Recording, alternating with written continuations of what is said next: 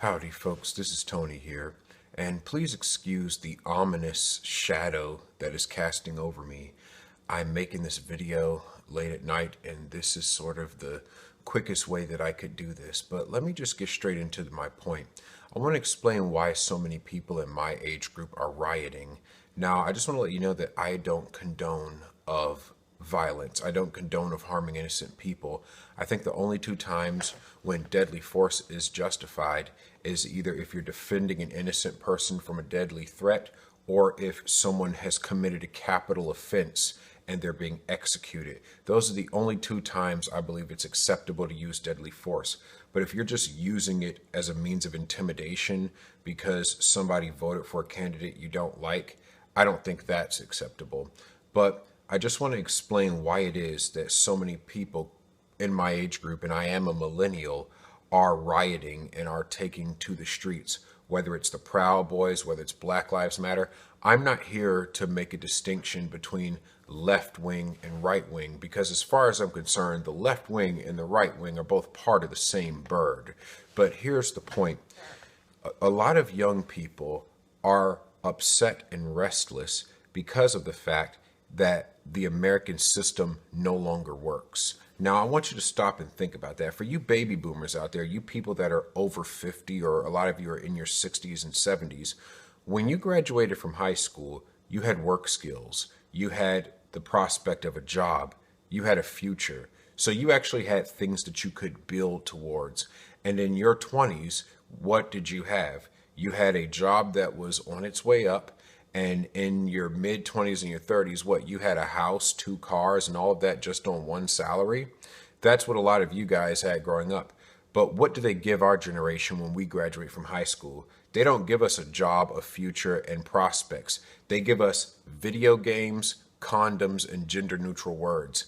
And none of that puts food on the table. And that's the real problem that I'm trying to get at. My generation has been denied the opportunity to fully participate in society because of the fact that we were told our whole lives, stay in school, and when you graduate, you'll have no problems, you'll have a job, you'll have the American dream. And what happened? We stayed in school, and then when we graduated, we were in student debt that we had to find a way to pay for. And most of us, when we went to go get a job, they told us, well, you need prior experience to get this job. But the problem is you can't get that prior experience without actually having a job. And so for most of our generation, that puts off our ability to get a house and get cars, get married and have children and all those things, because we just weren't financially able to do that. And that's how you get someone who's 30 years old still living with their parents or still working at Starbucks, Bucks, or what have you.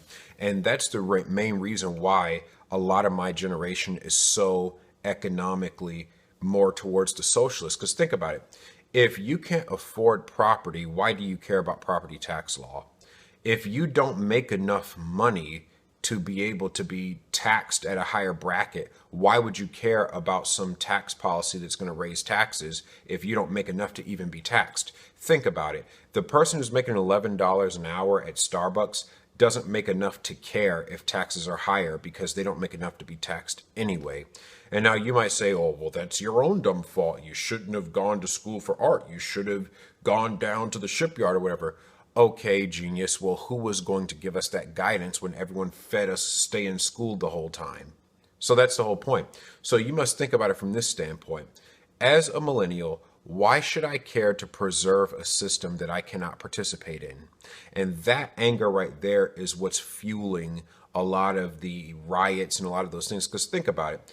If you have a family and property to protect, you're going to be a lot more careful how you go about yourself in this world, because you don't want to do anything that's going to jeopardize your career, because you're going to lose all those things you've earned. But if you don't have those things to begin with, you've got nothing left to lose, and you're going to be a little bit angry. But here's my one message to all you people in my age group. I know your anger. I understand your situation. But burning America down is not going to fix it. Holding these nasty, crooked politicians on the left and right accountable is what's going to fix it. Because at the end of the day, it's the elite versus the commoners. Think about it. These politicians were so rattled, so upset, because some filthy commoners dare break into their sacred palace. I just want you to think about that. I don't, like I said, I don't condone of violence. I don't condone of harming innocent people, but it sends a message when the elite in Washington think they are too good to be around some common folk. That's pretty damning. And that's all I really have to say right now.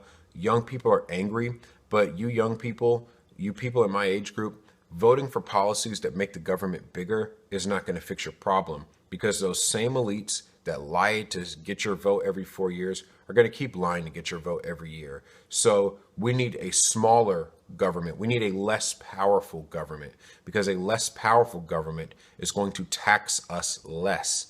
And why does that help you? Because if there are lower taxes, that means that the employer can afford to hire more people, which means there's going to be a higher chance that you will have a job. Now, you may say, oh, well, Tony, you're being ridiculous. That doesn't make any sense. Well, stop and think about it. Think about the states that people are leaving: New York, California, places of high taxes. Think about the states they run to: North Carolina, Texas, places of lower taxes. Do you want the government to steal your stuff or not? That's the choice you must make. Take care, everybody, and stay safe and stay orderly.